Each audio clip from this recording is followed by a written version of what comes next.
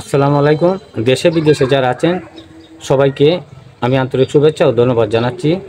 আর আমি আমাদের এলাকার একটা বড় পুকুর, ওই পুকুরটা আপনাদেরকে দেখাচ্ছি। এসেছিলাম কয়েকটা ভিডিও বানাবো, তাই ভাবলাম একটা লং ভিডিও বানাই নেই।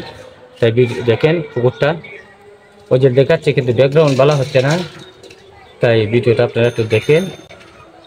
কারণ সবসময় তো ব্যাকগ্রাউন্ড আসে না বালা, তাই ওইটা হলো আমাদের বালিয়াচং এলাকার একটা এলাকা। ওইখানে স্কুল আছে উপজেলার সাইডে। আমি চলে আসছি, দেখেন রাস্তা দিয়ে গাড়িও যাচ্ছে, সেই দেখেন। কারণ কত দেখাবো ভাই, অনেক কিছু দেখাইতেছি আপনাদেরকে, আমরাও দেখতেছি, অনেক শ্রম দিতেছি, অনেক পরিশ্রম দিতেছি শুধু আপনাদের দোয়া ও ভালোবাসা পাওয়ার জন্য। তাই দেখেন, ওই যে দেখেন প্রকৃতি, দেখেন কি সুন্দর গাছগালা। আর ওই যে সাইডে দেখতেছেন ওইটা স্কুল, ওইটা আমাদের স্কুল। ওখানে ছেলে মেয়ে লেখাপড়া করে। এই যে দেখেন ওইটা স্কুলের পাশ পিছিয়ে দিয়ে আমি ভিডিওটা বানাচ্ছি, কারণ এখন রোদের সময়, তাই ভিডিওর ব্যাকগ্রাউন্ড ভালো আসছে না, আপনারা তো দেখতেছেন। তাই আমি এসেছি।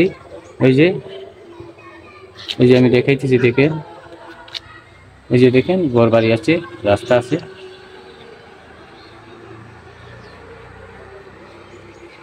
অনেক গাড়ি ঘোড়ার আওয়াজ।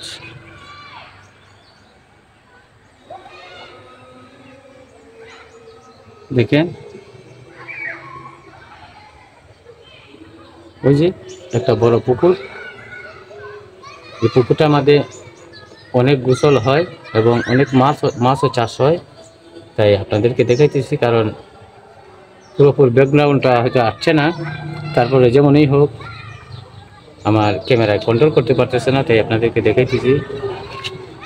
দেখেন ছেলেমেয়েরা পুরুষ তুলে গাইতেছে, আনন্দ ফুর্তি করছে, খেলাধুলা করতেছে, আওয়াজ শোনা যাচ্ছে। আর সাইডে তোমার গাড়ির আওয়াজ শুনছেন, এটা বিশ্ব রোড, অবিরত গাড়ি আসে যায়। তাই আমি রাস্তার কিনারে দাঁড়াইয়া আপনাদেরকে ভিডিওটা দেখাচ্ছি। ভিডিওটা দেখেন পুরোপুরি। আর আমার আইডিতে গেলে আরও ভালো ভালো ভিডিও দেখতে পারবেন আপনারা। আপনাদেরকে দাওয়াত করা গেল, প্লিজ একটু আইডিতে যাবে, গিয়ে একটু ভালোবাসা দিয়ে আসবেন। আশা করি আপনারাও ভালোবাসা পাবেন। দেখেন কত আওয়াজ হচ্ছে, গাড়িগুড়ি অটোমেটিক আসছে। তাই আমি বলছি